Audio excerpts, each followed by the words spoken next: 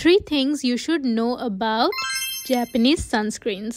আমি কিন্তু আমার জীবনে অনেকগুলো জাপানিজ সানস্ক্রিন ইউজ করেছি, কিন্তু আজকে আমরা কথা বলবো স্কিন অ্যাকোয়ার হাইয়ালুরনিক সিরাম সানস্ক্রিন নিয়ে।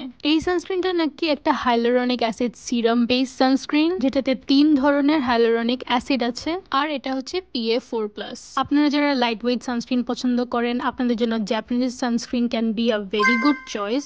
অলসো বাজেট ইস্যু থাকলে জাপানিজ সানস্ক্রিন কিন্তু is a better choice than Korean, because Japanese সানস্ক্রিনে আপনারা অ্যামাউন্টটা ডাবল পাবেন, উইচ উইল লাস্ট লং। যেরকম এখানে কোরিয়ান সানস্ক্রিনটার সাইজ হচ্ছে 50 ml এন্ড আমার জাপানিজ সানস্ক্রিনটার সাইজ হচ্ছে 70 ml, কিন্তু দুইটার প্রাইস সেম।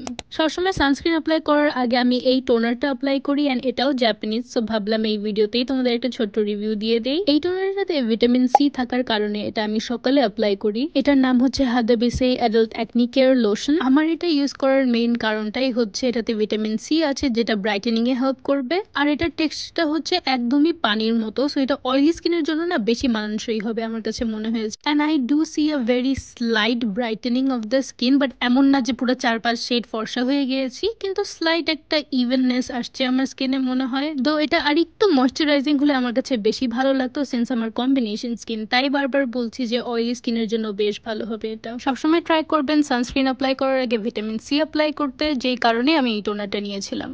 চলেন এখন সানস্ক্রিনের অ্যাপ্লিকেশনে চলে যাই। বটলটা ভালো মতো শেক করে নিয়ে আমি 2 ফিঙ্গার রুল হিসাবে আর কি অ্যাপ্লাই করে নিচ্ছি। তোমাদের রিয়েল টাইম ব্লেন্ডিংটা দেখানোর জন্য ক্লিপটা একটু ফাস্ট করে নিয়েছি। এটা ব্লেন্ড করতে আমার প্রায় 30 সেকেন্ডসের মতো লেগেছে। অ্যান্ড মোস্ট জাপানিজ সানস্ক্রিন কিন্তু ওয়াটার রেজিস্ট্যান্ট হয়, যেটা আমার কাছে মনে হয় সামারের জন্য একদমই পারফেক্ট। এই সানস্ক্রিনটা আমি বেশ কয়েকদিন ধরে ইউজ করছি, আমার কাছে মনে হয়েছে কম্বিনেশন স্কিনের জন্য পারফেক্ট হবে। এটা একটা গ্লো দেয় কিন্তু গ্রিসি ফিল হয় না, সো এটা ডেফিনেটলি রাইমা অ্যাপ্রুভড।